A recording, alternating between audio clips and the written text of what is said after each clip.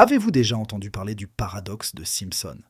C'est un phénomène statistique vraiment étonnant qui peut nous jouer des tours, mais qui, à l'inverse, une fois compris, va vous permettre de déjouer les tentatives de manipulation et autres raccourcis pris par ceux qui jouent avec ces précieuses données probantes pour argumenter leur analyse.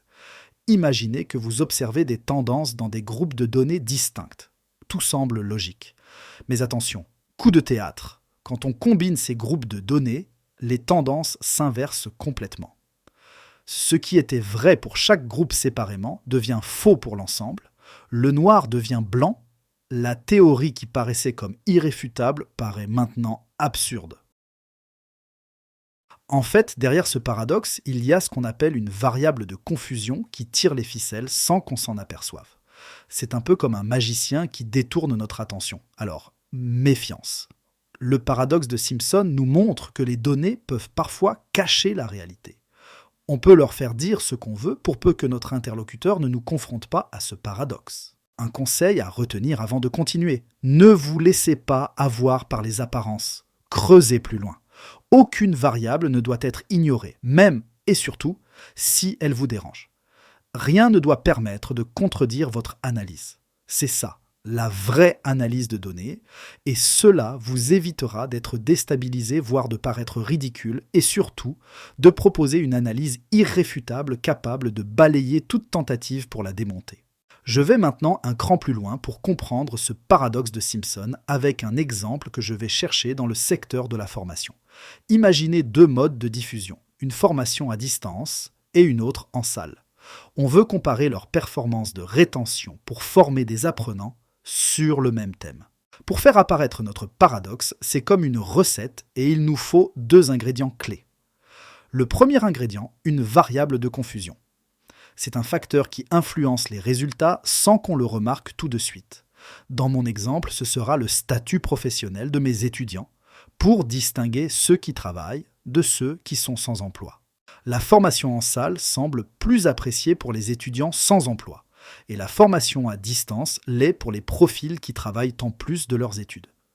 Pourtant, globalement, la formation en salle affiche un meilleur taux de rétention, ce qui pourrait motiver les gouvernances et nos politiques à voter pour un abandon de l'hybridité et des cours à distance. Ce paradoxe s'explique par la distribution inégale des étudiants. Supposons que parmi les étudiants en formation à distance, 100 étaient sans emploi et 100 avec un emploi. Mais parmi ceux en formation en salle, 150 étaient sans emploi et seulement 50 travaillaient en plus de leurs études. La surreprésentation des étudiants sans emploi parmi les apprenants en formation en salle tire vers le haut son taux de rétention global, masquant son inefficacité relative pour les étudiants qui travaillent. Et ici, je simplifie mon exemple, car en réalité, je devrais intégrer d'autres facteurs de confusion, comme leur situation familiale, avec ou sans enfants, ou même des critères d'évaluation qui permettraient de comprendre ce qui fait que le cours est apprécié ou pas. Pour ceux qui réclament de la présence, est-ce pour apprendre ou pour des besoins plus sociaux comme le sentiment d'appartenance? Cet exemple souligne l'importance d'une analyse stratifiée et contextualisée des données d'apprentissage, pour éviter les conclusions hâtives basées sur des données agrégées.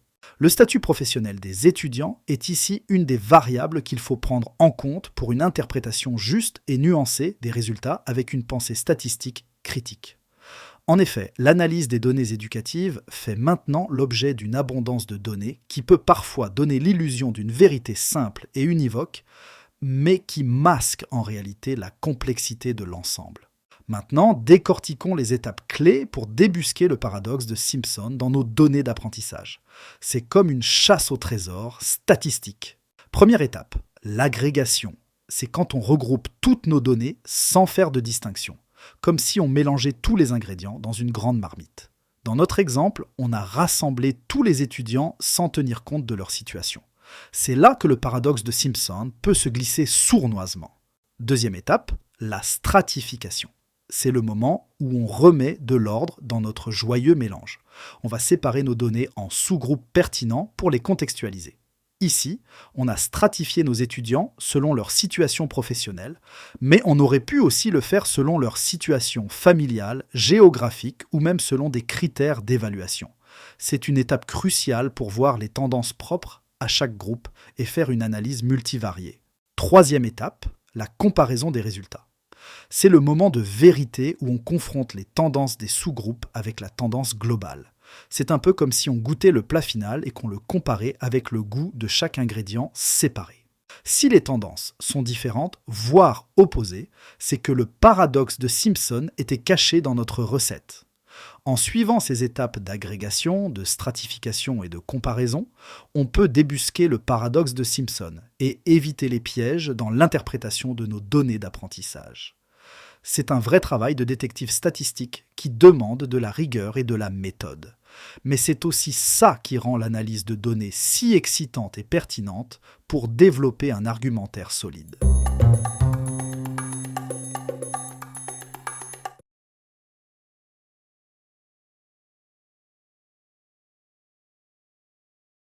Nous vivons dans un monde où les données sont omniprésentes, où les algorithmes et les analyses statistiques façonnent de plus en plus nos décisions et notre perception des choses.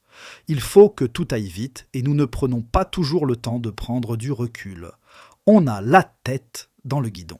Le big data nous offre des opportunités extraordinaires pour comprendre les processus d'apprentissage, pour personnaliser les parcours pédagogiques, pour optimiser les ressources éducatives. Mais il nous expose aussi à des risques nouveaux, à des biais potentiels, au risque des interprétations simples et basiques. Le paradoxe de Simpson, dont nous avons exploré les arcanes, n'est qu'un exemple parmi d'autres de ces pièges statistiques qui guettent l'analyste non averti.